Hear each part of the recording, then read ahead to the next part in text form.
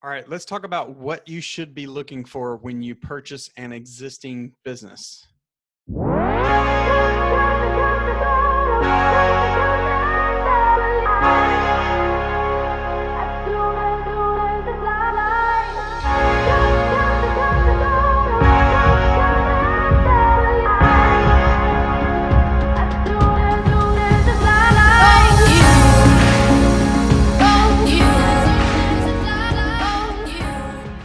Hi, everyone. Thank you so much for joining me today. I've been out in the sun this weekend. I got a little bit burnt. I need to learn to put on some suntan lotion on my nose. I hope you're able to get outside and exercise a little bit and enjoy nature, even though it is hot as heck.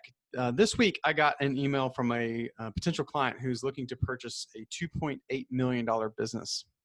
And they happen to have lots of financials already. They even had a business plan put together, and they shared that information with me so I could get a sense if they were going to be able to get financing in order to purchase the business. Now, this particular buyer is looking to go the route of loans. So they're going to borrow money, probably through an SBA program, either the 7A or 504 program. The 7A requires a little bit more down and runs through a financial institution. The 504 involves a community development center when they do loans. But this particular family was looking to purchase this property. And as I was analyzing, one of the things I do early when I'm looking at an opportunity like this is I determine if there are sufficient means to be able to get a loan approved so that I don't waste their time, I don't waste my time, and that kind of thing. So I quickly started to look at the business, and it looked like a really cool business, some great assets. So there was some real estate that you were going to be purchasing and things like that. It was an established business. It had been hit a little bit by COVID because it's in the hospitality industry. But as I got to analyzing it, I realized there was a fundamental problem with the purchase. As I took a look at the cash flow coming off the business, I quickly realized that that cash flow was not going to be sufficient to cover the loan payment on the loan to buy the business. So it got me thinking of something to share with you all, which is when you buy a business, if you're buying an existing business, unless you're just dying to have the brand itself, maybe you love the Starbucks brand, you've got enough cash to buy it, you're just going to buy it because the brand itself and you see that it has synergies with something you're doing.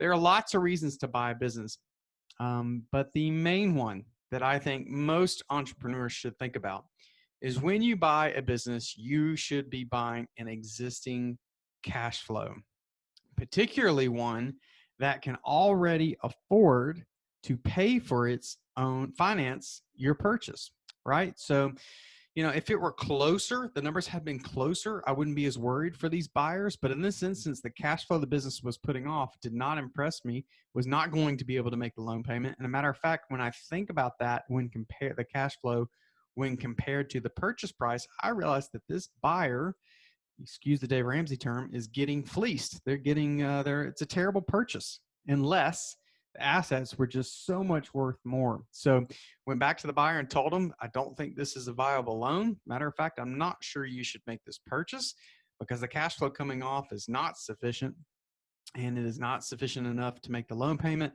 And on top of that, it's not even a good deal when it comes to the purchase price. Now, you may be thinking, what if this buyer was going to come in and improve things so much that, they could get that cash flow to where it needs to go? And I would tell you that that's usually a fallacy. It's usually a mistake that entrepreneurs make. They think they can come in and do the whole turnaround thing and change things. Now, are there some people who are qualified and talented enough to do that with the business? Yes.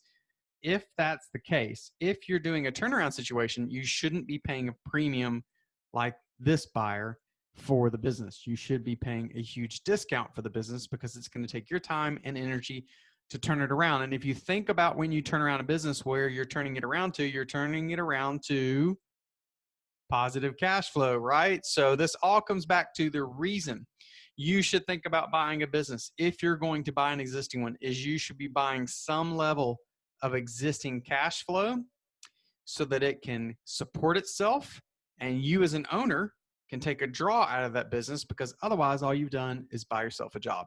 I hope that information helps. Have a great day. Till next time, hope you find your voice. See you later.